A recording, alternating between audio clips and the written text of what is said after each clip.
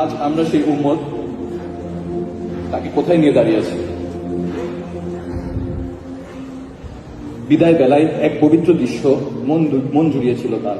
হযরত আবু বকর রাদিয়াল্লাহু তাআলা আনহু এর ইমামতিতে সাহাবীরা সালাত আদায় করছেন, আর তিনি পর্দার আড়াল থেকে এই দৃশ্য দেখে মুচকি হাসছেন। তার প্রশান্তি ছিল, আমার উম্মত একতা করত, আমার উম্মত আল্লাহর পানির উপস্থিতিতে অবনত। কিন্তু আজ যদি রাসূল সাল্লাল্লাহু আলাইহি ওয়াসাল্লাম ফিরে আসতেন, যদি তিনি দেখতেন তার সেই আদরের উম্মতের মসজিদগুলো আজ ফজরের সময় খালি পড়ে থাকে, যদি তিনি দেখতেন তার ভাইয়েরা আজ অস্থিরতায় মত্ত,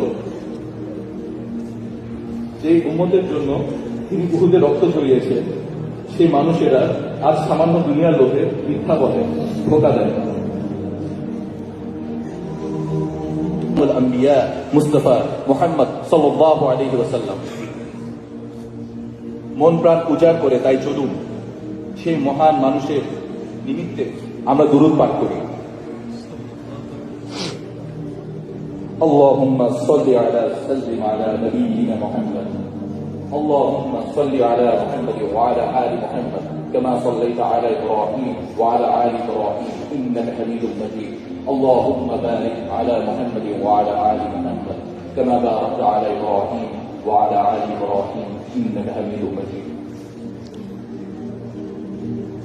السلام عليكم ورحمة الله وبركاته. جزاكم الله خيرا.